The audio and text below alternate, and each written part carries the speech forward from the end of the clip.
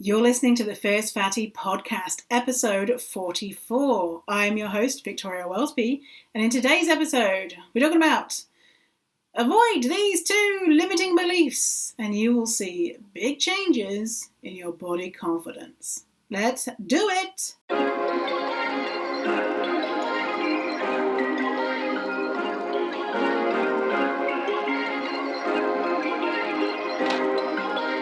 Perfect. I'm Victoria Wellsby, TEDx speaker, best-selling author and fat activist. I have transformed my life from hating my body with desperately low self-esteem to being a courageous and confident, fierce fatty who loves every inch of this jelly. Society teaches us living in a fat body is bad, but what if we spent less time, money and energy on the pursuit of thinness and instead focused on the things that actually matter, like if pineapple on pizza should be outlawed or if the mullet was the greatest haircut of the 20th century. So, how do you stop negative beliefs about your fat body controlling your life? It's the Fierce Fatty Podcast. Let's begin.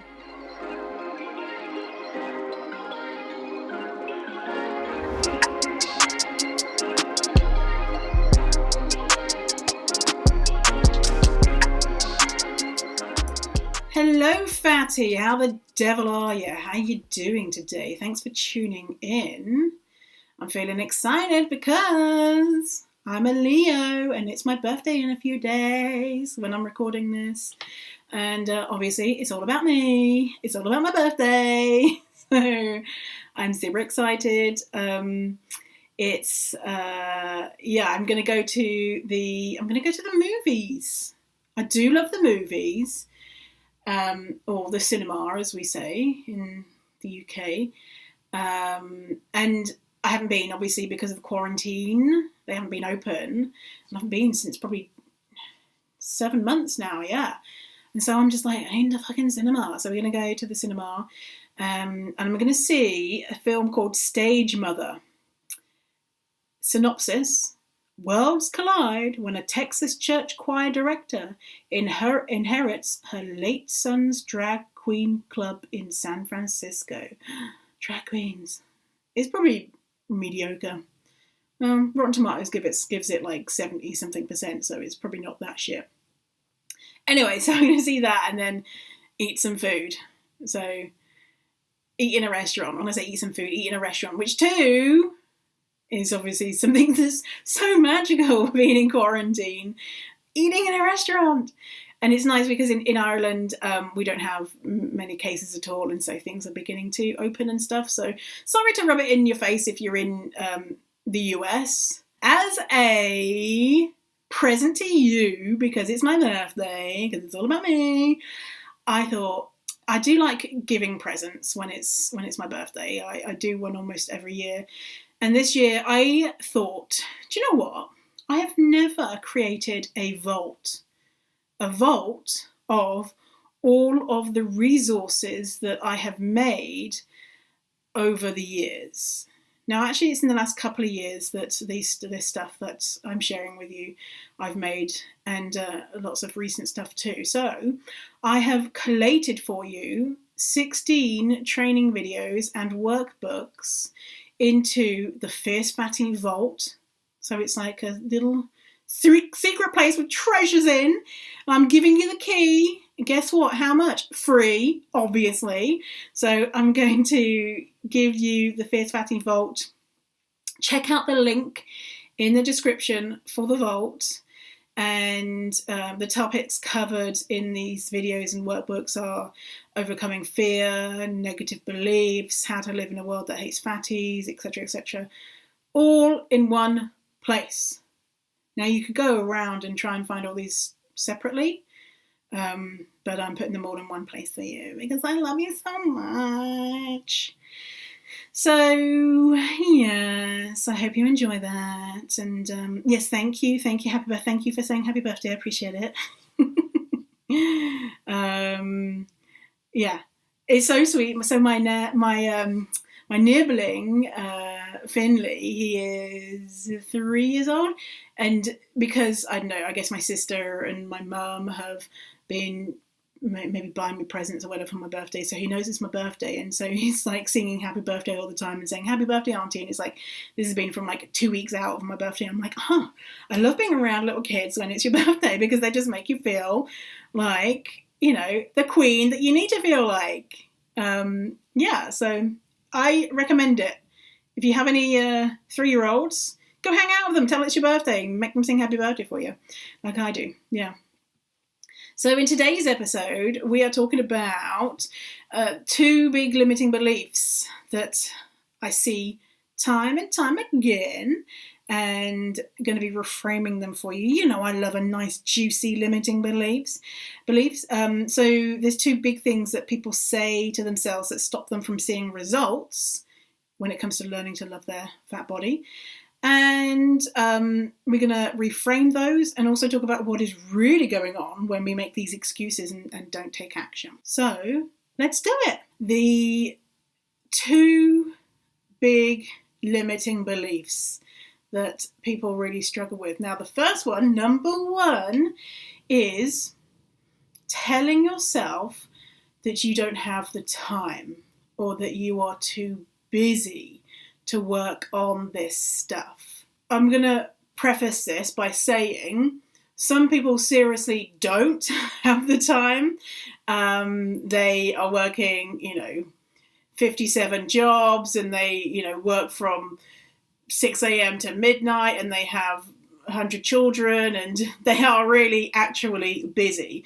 I'm not talking about those people. So if you're one of those people, then it's absolutely fine for you to say that you don't have the time or that you're busy. I'm talking about the people who will say this to themselves as a mask for the real reason that they're not taking action.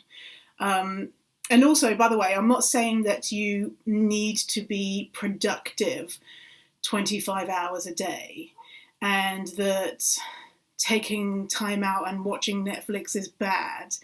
No, I fucking love Netflix. Watch minimum 10 hours a day. You must. And I really don't like the guilting of, if you have time to watch Netflix and you have time to do this thing. I'm not talking about that because, that downtime is really good for your mental health. I'm talking about if you're just a quote unquote average person and you go to work and you come home and you have downtime and you're saying that you don't have the time to do this work, and that you actually do, deep down you know that you do, because you have, for example, time to take a survey online to find out what type of potato you are, which is very important. It's very important to find out what type of potato you are. If I were a potato, I would be a roast potato. So crispy and delicious. What type of potato would you be? Take an online survey to find out. Or maybe you're on level 5,000 of Candy Crush Saga and you're doing that type of stuff because you're bored. And you're saying, I'm too busy, because it feels like you might be busy because you're doing stuff from morning to night.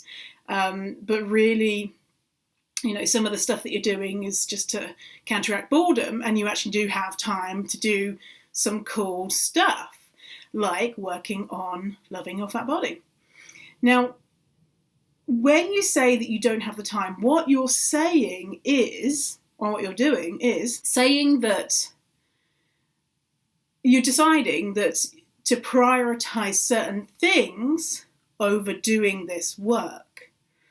And of course, there are lots of things that are more important than doing this work, but there are a lot of things that you are doing or not doing that are not as important as this work, right? And also, you're saying, when you say I don't have the time, you're saying, I'm choosing not to prioritize this stuff because this stuff is not that important. And it's so fucking important. This stuff is so important. This stuff affects everything in your life. If you hate your fat body, it affects so much. And the thing is, here's a kind of tricky thing about it is, when you're in it, when you're still in a place where you don't like your body or you're struggling with confidence, it can be really hard to see how this is affecting all of the areas in your life. You might be like, yeah, I don't, want to have my partner see me naked, or yeah, I don't wear a crop top, or whatever it is. But it's hard to see all of the other insidious ways this stuff really gets into your life. And so you kind of say, well, whatever, it's not that big a deal that I won't get naked in front of my partner. Well, whatever, it's not that big a deal that I wouldn't wear a bikini or whatever. And really, it's only when you get out of it that you can look back and be like, oh, shit. There were so many things that I wasn't doing because I had low confidence. And that's why a lot of times you need a coach or someone who has gone through this stuff already to help point out when there's something problematic going on, or to help you when you're stuck, because it can feel like sometimes I'm doing all the things, but I'm not moving forward. And someone who's already been through it and done the work and helps others do it is able to more easily look at what's going on with you and be like, okay, well, here's a big thing that you've not noticed. And it's just because of experience. Anyway, and so that is why a lot of times people say, oh, it's not that important, because they don't realize the impact that this stuff has on their lives, which is gigantic, so big, like really. Really, really, really, really. And a lot of people know, like they already know that it's really affecting their lives. So not everyone is, doesn't have that, the full picture. So also, by not taking the time to make yourself, more confident or happier or less in pain with this stuff, you're reinforcing the idea or that belief that you're not worth it, that you're not important. Why spend time and money on yourself when you can spend it on your kids or your dog or your friends or your partner or some random person? Why, when there's so many other people that could get that time and effort and money and etc., We're always putting ourselves last. And so I always like to think about who are you, because we're always thinking about other people. Are you showing up as the best version, because if you're only thinking about other people, are you showing up as the best version of yourself for those other people that you care so deeply about? Or would taking some time on yourself benefit them as well?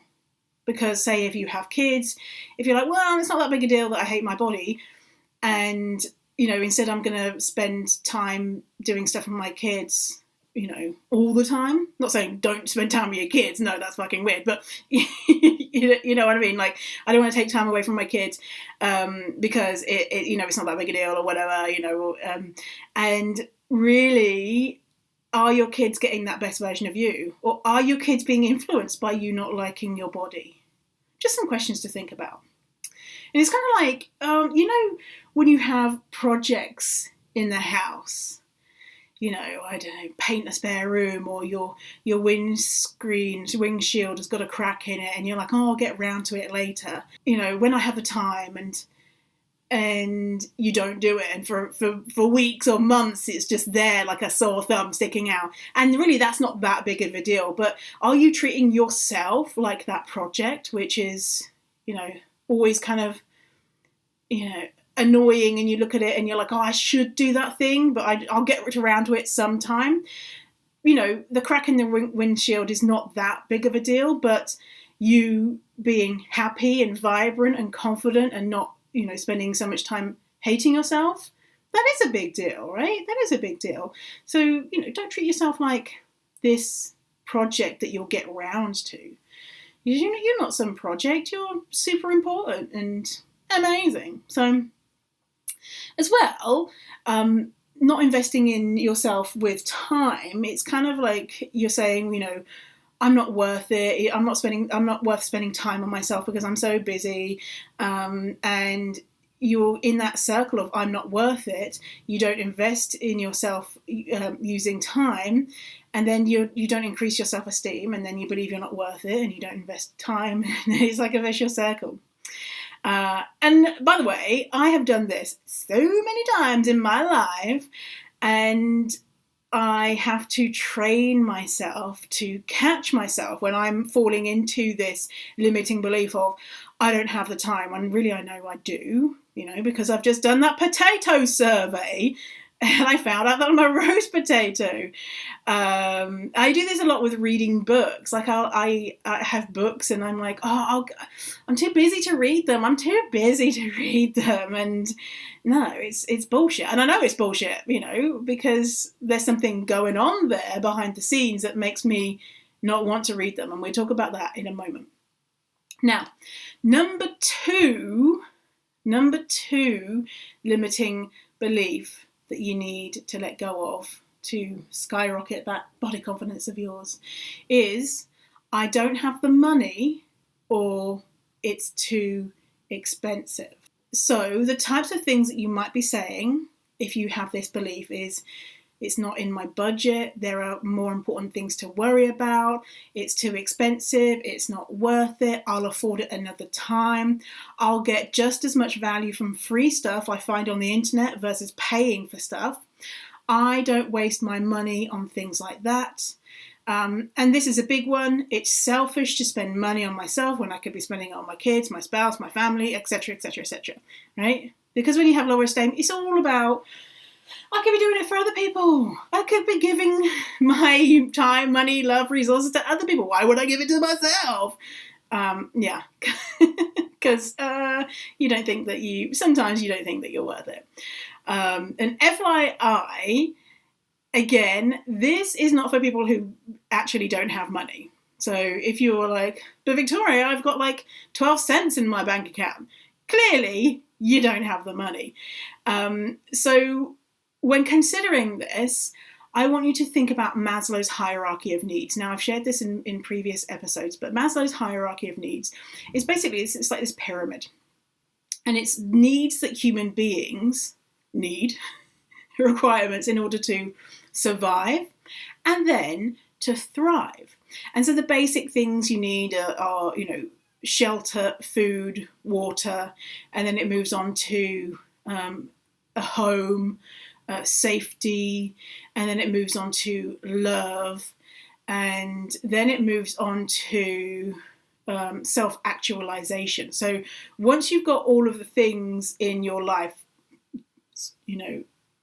sorted out, quote unquote, sorted out, then you're able to move on to self-actualization. Of course, you can try to, engage in self-actualization in the lower levels, but if you don't have a house, it's kind of hard to work on becoming a better person. If you're like, well, I don't have anywhere to live, that's not important right now. Find somewhere to live, find food to eat, that type of stuff. And so this is for people who have a secure job, they have somewhere to live, they are safe and secure, and they have money, but they are making it excuses to say, they're using this as an excuse when really there's something else going on. So if you don't have money, you don't have money. It's not an excuse. But this is something that I've done a lot and I see a lot of people doing, and I just want to call it out. So no guilt or shame if you literally don't have the money. It's if you do have the money and you're telling yourself that you don't. So the same with the time one. Some people don't have time. Some people don't have money. But a lot of people do and use it as a reason why they can't do stuff. The reason why we do this, listen to this carefully. We're only afraid to part with money if we don't understand or believe in the value of the thing that we are buying. Let me repeat that. We're only afraid to part with money if we don't understand or believe in the value of the thing that we are buying. So, as an example, like designer handbags, and they can cost like $10,000, 20, whatever, 50. I don't know, because I don't buy them, because I don't believe in their value. Now, actually, if I think about it, I do believe in their value in regards to, I know that people buy handbags as an investment and then they can sell them later. But then some people buy handbags and they just enjoy having an expensive handbag. And that's great for them. Like, that is something that's valuable to them. But for me, you know, unless I was a millionaire, I probably wouldn't value an expensive handbag, because I'd be like, shit, that's 10 grand. I could have done like XYZ with 10 grand. You know, it's not, I don't personally believe in the value of that thing. So it's an opinion, right? It's an opinion. So there's no right or wrong, because, you know, some people do believe in the value. And let me give you another example. So imagine if I came to you and I said, hey, I've got this car, brand new. It's a Tesla. I think they're expensive. I don't want it anymore. I'm just going to give it to you. But you have to give me $1,000. The car is worth $200,000. And you knew that you could sell it for $200,000. Now, is the car worth $1,000 to you? Well, yeah, because you know that you will be able to sell it for $200,000. And so you see the value in that thing. It's a no-brainer. It's a no-brainer. If you didn't have $1,000 in your bank account right then, you'd call friends and family. You'd be like, shit, we need to get this $1,000. I'm going to get $200,000. It's going to be amazing, right? And there's no scam. It's no scam. Like, it's for real. So if you think that something, you know, whatever price is on something, if you think it's expensive, it might be that you don't value what you're going to get from it. So a question for you is, how much is it worth for you to have a positive relationship with your body, to have a positive relationship with fat bodies, your fat body, with food? How much is that worth to you? And now it's really hard to put a number on that, because really it's priceless. Now that I've done the work, like, whew, it really is priceless. But before, when I was in it, if someone said to me, hey, Victoria, for example, $100,000 and I'll make it so that you love your body, I'll be like, $100,000? Like, that's too much. But in reality, now I would look back and be like, $100,000, like, what? That is a great deal. If they can guarantee that, but obviously we're thinking about magic here. And I don't have a Tesla to be able to sell to you for $1,000. I'm sorry. So how much is it worth to you? You know, it's priceless. And then, because we haven't thought about how much something is worth to us, then someone says, hey, why don't you buy my book? It's 20 quid. It's going to help you feel a little bit more confident. And some people are like, 20 quid? I'm not going to spend 20 quid in the book. It's a bit much. And so you're saying, your confidence is not worth 20 quid. You're right, it's not worth 20 quid, it's worth loads more. You know, and what is that teaching you? What is that teaching you? And so for some people, it might not be worth 20 quid. You know, it might not have any impact on their life. Say if they're already super confident. They already love their fat body. So if someone said, here, Victoria, here's a manual to how to love your fat body, it's $1,000, I'd say, it's not actually worth $1,000 to me now, because I know how to do it. Give it to someone else, you know?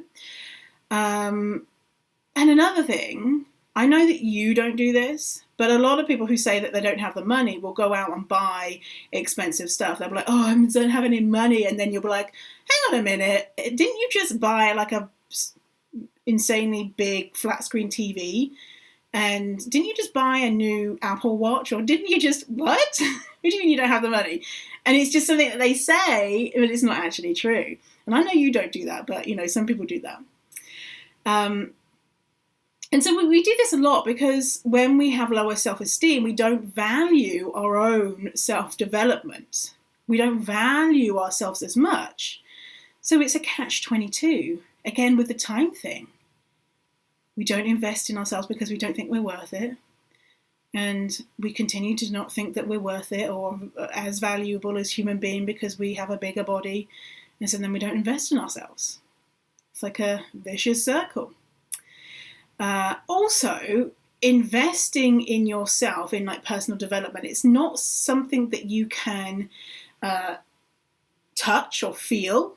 I mean, you can, like, as in feel, as in tactile, but you can feel emotions. But it's not something that you get that instant reward from. It's not like going to the shop and buying a new outfit and being like, oh yeah, this feels good. It's this thing that takes time and effort, and you're not even sure if you're going to get the results that you want. And so it's a lot easier to spend money that we do have on things that bring us instant gratification. And as well, it is inherently scary to spend money on something like this, because if you think that you're going to fail, or you think that you're not the type of person who can see results, then it might feel like it's risky, or that you're throwing your money away. Whereas if you buy something like a flat screen TV, then you can instantly go home and watch some Netflix, which is important. Watch that Netflix. So if I hadn't have spent money and time on this stuff, I would not be here talking to you. But it is an ongoing thing. So it's not like I said to myself, you need to invest in yourself, Victoria, spend time and money on yourself. And then I was just like, okay, I'm never going to have that problem again. No, even just recently. So recently, I needed to put $100 deposit down for this workshop. It was a deposit. I was going to get it back if I attend the workshop. And I was like, oh, I can't afford it. And then the next week I went out and bought clothes, it came to like £120, which I think that was close to $200 in Canadian. And then I thought, Victoria, what's going on here? You're liking this instant gratification. And as well, because this workshop thing is in the future, it's in like September. And so I putting the deposit down, even though I get that money back, so I'm not even spending money, I tell myself I can't afford it, which was a lie. Because and then I went out and got satisfaction from buying clothes. Not saying buying clothes is wrong. Buying clothes is great. For me, it was great. But also I was making an excuse about putting the money down because there was something going on in the background, like some fear, some scarcity, something was going on for me, right? And so this is a way that humans are programmed. So don't feel bad if you're doing any of this stuff that I'm talking about. I do it. But we kind of have to call ourselves out on our bullshit. A big thing, like a big lesson that I learned, because when I first started in business, doing my online business, five-ish years ago, I'd say five. I always forget how long I've been doing this, but let's say 5 years. So 5 years ago, I was like, why would I spend any money on coaching when I can find out everything that I need to know on the internet for free? I don't need to get a business coach. No way. And so I remember this so clearly, watching this webinar of someone, this business person who was going to, made an offer to teach me about business. And it was something like $300 a month for 6 months. And I was like, I'm not stupid. I'm not spending $300 a month for 6 months to learn how to do, my business. I am going to be smart about it, and I'm going to reverse engineer everything that she's doing and just copy her. I thought I was being really smart. I was not. I was not, because I just looked at what she was doing and just made assumptions and being like, oh, okay, so she's doing this and saying this, so I should do this and say this. And no, I was so wrong. And so then I had to spend loads of money fixing all of the stupid stuff that I did, because I was being, not that I was being cheap, well, I was being cheap, but also I was like, well, I can find this stuff for free. And technically, yes, I could find the stuff for free, but what this person was offering was like a really clear kind of like, do this, do this, do this, and then you're done. Whereas getting information for free online, it's just like a forest of information, and you don't know which one thing to do, or which one thing is going to work for you. And also you would have specific needs and issues and problems that you would need to address. And so then just like Googling and finding some random shit on the internet wasn't helping me. And so then I really took that as a big lesson. And I learned that the transformation is in the transaction. I learned that whenever I put my money where my mouth was, I saw transformation. And so here is an example. So recently I have started doing this coaching program. This coaching program costs $2,000 a month for 12 months. So $24,000. I'm not rich, okay? I'm going to put this out there. I am not rich. So $2,000 a month is a massive stretch for me. A massive stretch for me. Like, makes me feel sick. Massive stretch. And I was telling myself all sorts of things, I can just do this on my own. And actually I did. I tried to do the thing that this thing is teaching me on my own, and it didn't work. And now that I'm spending $2,000 a month to learn what I'm learning about this certain business procedure, do you think that I'm doing the work? Hell fucking yes, I'm doing the work. Do you think that I turn up to everything? Do you think that I complete every single task? Do you think that I'm getting every last drop of value from this coaching program, from this support? Would I be doing the same if I was spending $20 a month, for example? If I had spent $20 a month, would I be turning up to the calls? Would I be engaging with the content in the same way? No, I can tell you, no, I wouldn't. I'd be like, well, whatever, 20 bucks, who cares, sort of thing. So that's why I say, for me, transformation is in the transaction, because when I put my money where my mouth is, especially when it's an amount that makes me feel uncomfortable, and $2,000 a month really makes me feel uncomfortable, I do the work. Holy shit, do I do the work. And I see this time and time again. So when people invest in my Fierce Fatty Academy, they do the work. And Fierce Fatty Academy is not $2,000 a month for, it's not 24 grand. But depending on, what's going on with your life, it still costs money, right? It's not free.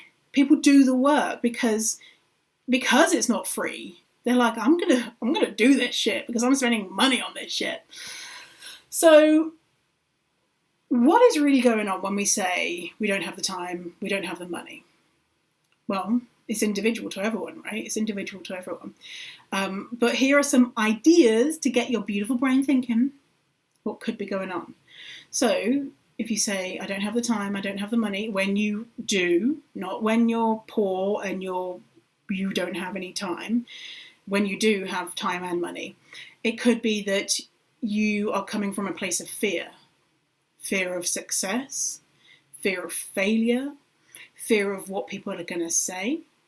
Fear is a big one. Is there any fear going on with you? Could you be not believing in yourself, not believing in the method? So say if someone came to me and I didn't trust them and they said, hey, here, learn my method on how to shear a sheep or whatever, and it was just some random person off the street, I'd probably be like, nah, one, I don't need to learn how to shear a sheep, but two, I don't trust you and I don't trust your method. So are you not believing in the method? And that's valid, absolutely valid, because you don't just want to throw money randomly and throw time randomly at some dude walking down the street. Next, is there any benefit to staying where you are? There could be benefits, right? What will it mean if you have to admit that you do have time and money? And what will that mean about you as a person, that you theoretically had time and money, but you chose to not use your time and money to make things better for yourself? Does that mean something about you as a person? It could, it couldn't. Just putting some questions out here to get your beautiful brain thinking. Do you not value having body acceptance, body confidence, body love? Are you saying it's not that big a deal? And it might not be that big a deal. You might be like, you know what, I feel good. That's fine. Another question, do you value material possessions more? It's okay if you do. That's fine.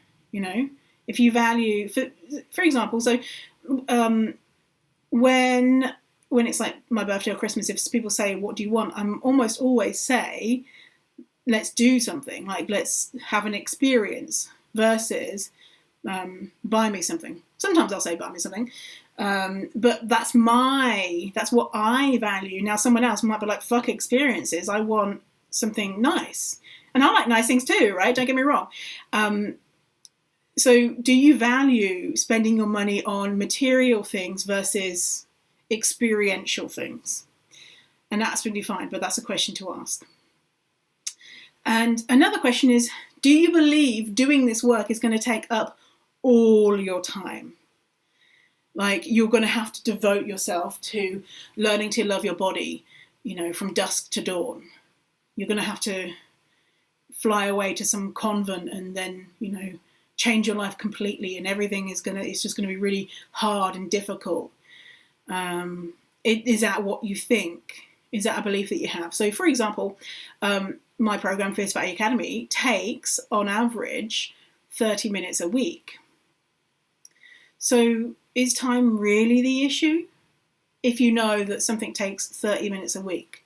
Or are you saying, well, it's going to take me 5 hours after work and I don't want to do that. Like, if someone said, it's going to take you 5 hours after work or something, I'd be like, no, I don't want to do that. Like, no. But the reality of so many times when you put things off, it doesn't actually take that long. Have you heard of the Pomodoro technique? Pomodoro is Italian for tomato. You know those tomato timers? And this is a technique where you put the timer on for 10 minutes and you do the thing that you've been putting off. And then the 10 minutes goes and you're like, oh, I made a massive dent in that thing and it only took me 10 minutes. It's not the time. It's your brain saying, I don't want to do it for whatever reason. You know, or it's going to take so long, or it's going to take so much effort, or whatever.